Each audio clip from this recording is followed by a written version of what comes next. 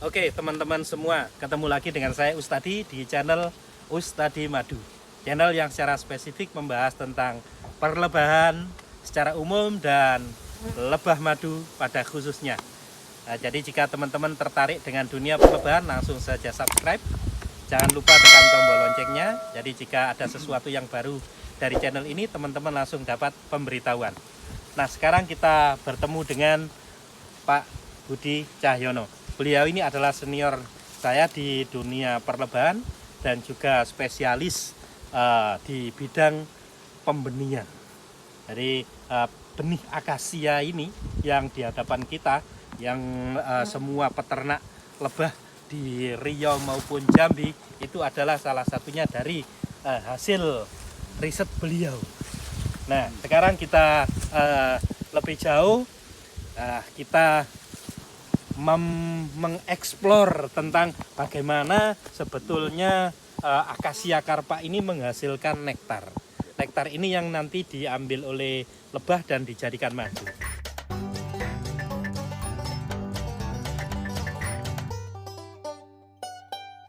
Nah, untuk akasia ini gimana ceritanya nektar bisa terbentuknya itu dan di mana posisinya Pak Budi? Ya, ini akasia banyak ya jenis akasia. Ini salah satu jenis akasia crassicarpa. Keistimewaannya selain kita ambil kayunya, nih teman-teman perlebahan tentu tertarik dengan nektarnya.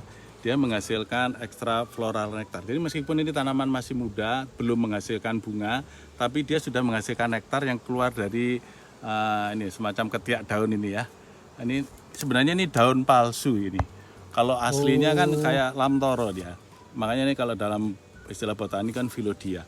Nah dari sini keluar nektar, tapi ini udah habis dihisap oleh lebah-lebah kita ya, sehingga nggak nampak ya. Tapi ada juga di sini. Maaf. Masih ada sedikit lah ini ya. Kadang-kadang tadi ada nampak sedikit, tapi udah habis ya. Nah, ini kadang-kadang nampak juga. Intinya keluarlah cairan yang kurang lebih kadar gulanya kurang lebih ya 20%, tergantung ngambilnya juga pagi siang. Nanti kan siang makin kental. Jadi Airnya makin menguap, makin keras juga. Nah, biasanya lebah mengambil waktu pagi masih cair gitu. Kalau siang makin sulit dia ngambilnya karena udah keras ya. Bukan hanya lebah tapi semut juga menghasilkan. Dan kalau kita lihat ini kan ada hitam-hitam nih. Ini jamur-jamur juga nih. Semut ini lihat, semut juga ikut panen. Jadi tanaman akasia ini menghidupi banyak makhluk hidup, entah bakteri, jamur, semut, lebah kita. Bahkan tadi ya ada juga kadang-kadang kalau monyet kan nggak sabar dikupas gitu. Dia karena terlalu sulit dan terlalu sedikit kalau dia ngambil dari ekstra flora nektar, sehingga dia ambil jalan pintas, dikupas batangnya, terutama batang bawah ini ya, dikupas itu terus kunyah dia, itulah. Pak, kalau semut menyukai nektar, itu karena apa? Apa karena manis atau karena apa gitu? Iyalah, ada Manisnya gula, ada itu semut. Ya? Ada gula, ada semut. Ya. Ya jadi, karena manis, dia mengandung gula dia.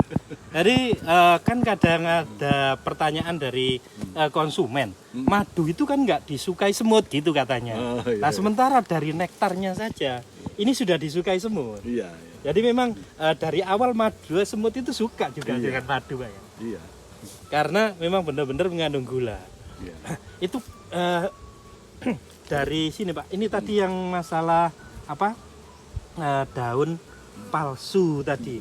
Iya. Nah, daun palsu ini apa ada di semua umur? Maksudnya dari umur 1 tahun sampai 3 tahun sampai 4 tahun gitu? Ada jadi daun aslinya pada waktu kalau benih baru berkecambah, nah itu nanti keluar aslinya tuh daunnya kan ada seperti lamtoro itu kan. Nah, tapi nanti begitu udah makin tua daun aslinya rontok, nanti yang muncul ini sebenarnya ini tangkai daun yang menjadi daun. Tapi secara awam ini jadi daun dan memang berfungsi sebagai daun. Di mana di sini ada juga klorofilnya sebagai tempat atau dapur dia memasak. Oh jadi terjadi fotosintesis juga di sini? Oh iya, CO2 sama H2O menjadi C6 atau C6 ya, karbohidrat kan di sini, nanti baru ditranslokasikan ke seluruh batang. Dan kalau kami ya panennya batangnya kita panen ya. Tapi untuk kebun benih ya tentu kita panen buahnya. Nah ini karena pertanyaan juga dari teman-teman peternak, kenapa kemudian yang akasia umurnya itu di atas 2 tahun atau 3 tahun itu kok produksi nektarnya kurang, itu gimana Pak? Ini yang harus kita pelajari ya, kenapa dia dari awal itu. Mungkin karena pertumbuhannya sangat aktif ya di waktu muda ini. Ya, aktif sekali dia pertumbuhannya, sehingga dia memproduksi ini lebih banyak.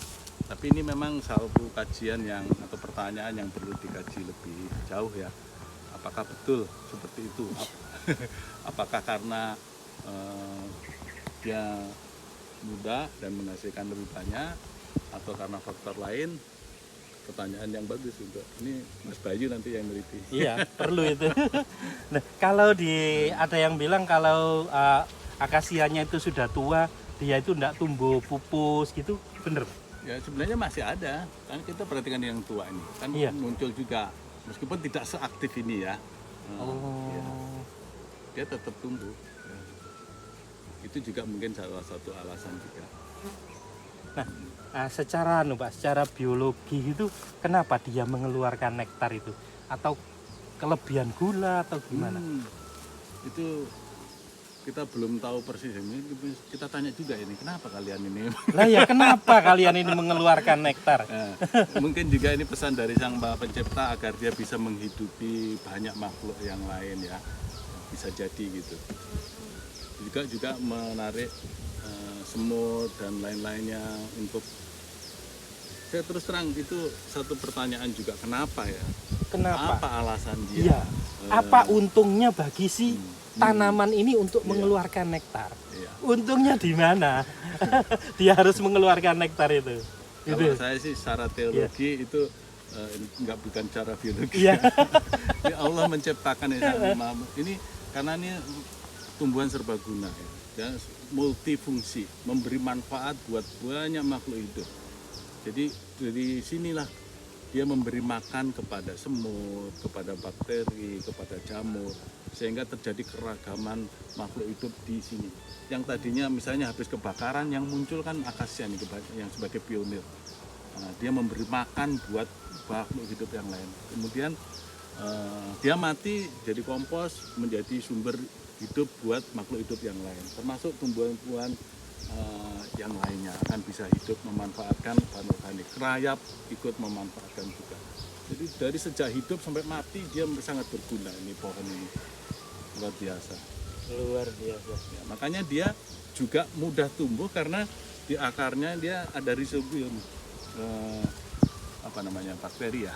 Bakteri yang bersimbiosa dengan akar dia untuk menambah nitrogen.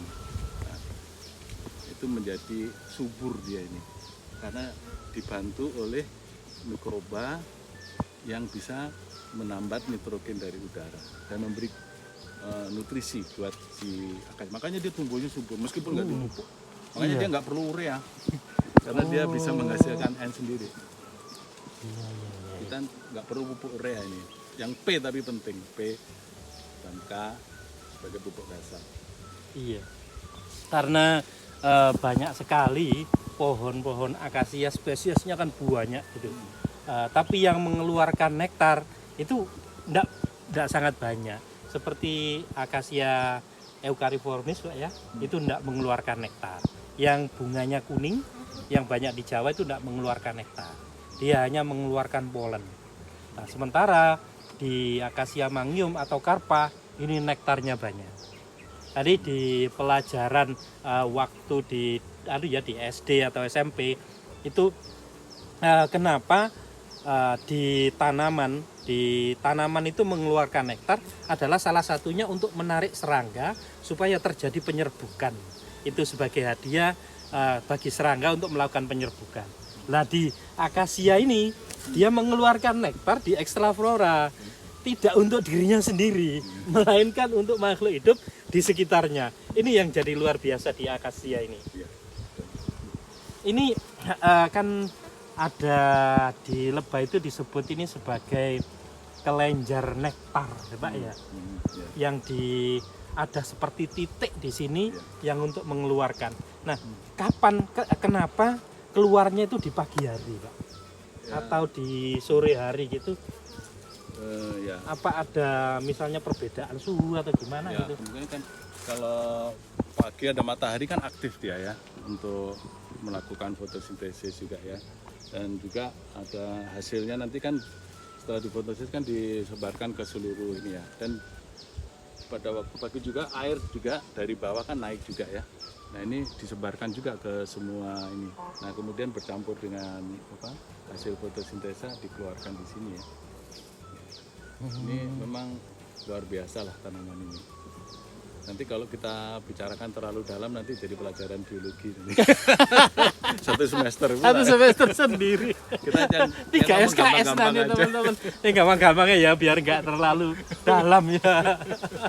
Yang penting ini berguna. Ya. Yang penting berguna gitu loh. Manfaat, gitu. Iya. Dan kita patut syukuri dan Iya. kita harus bersyukur pada Sang Maha Pencipta ternyata bahwa setiap tanaman itu mempunyai atau tiap tumbuhan ya meskipun tidak tanam banyak yang liar nih tidak kita tanam dia tumbuh jadi maka disebut kita tumbuhan.